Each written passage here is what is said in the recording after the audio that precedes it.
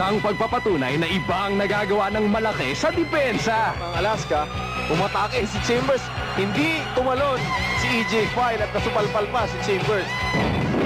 Ang kakaibang fast break play ng Shell Zoom Masters. Basang-basa ni Pablo. Ito sa mga spacing. Good pass to Pablo for the slam.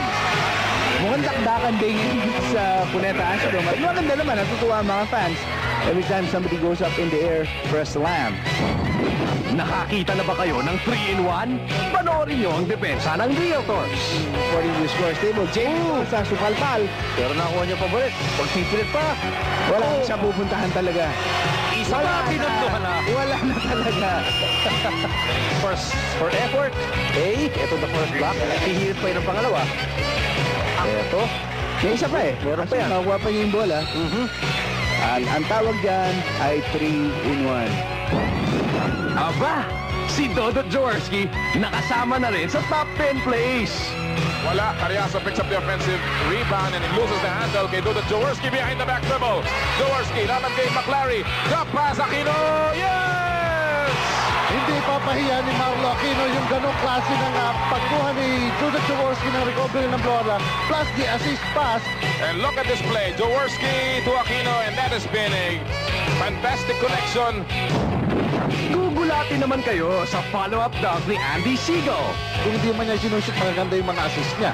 Oh, what a dunk and follow-up mula kay Andy Siegel.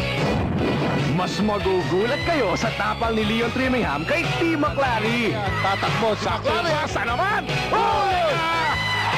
A big defensive play galing kay Trimingham. Babawi ang Gordon.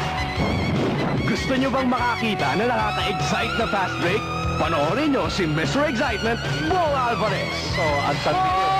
Alvarez dito. Yan yung pinabanggit natin. You cannot allow the San Miguel Birman to play open court. Isang iniwang paalala ni Mr. Flight 44, Leon Trimingham sa mga phone pals. Matapos yung kanyang 200 slam. Pinawi ni Trimingham.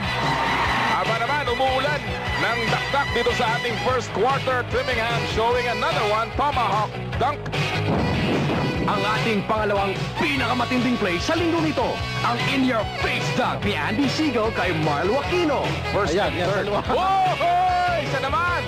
Ang nakaisa kay Marlo Aquino. Kanina sabi niya, nasapal mo ko ngayon. Tingnan natin kung pigilan mo itong dakdak na to. Watch this pick and roll play. And a perfect pass. And the two Giants meet in the air. Andy Siegel ang namayan. At ito naman ang pinakamatinding play sa linggong ito, ang mala-NBA na saksak ni Johnny Abarientos. Abarientos. Oh! What a shot! What a shot!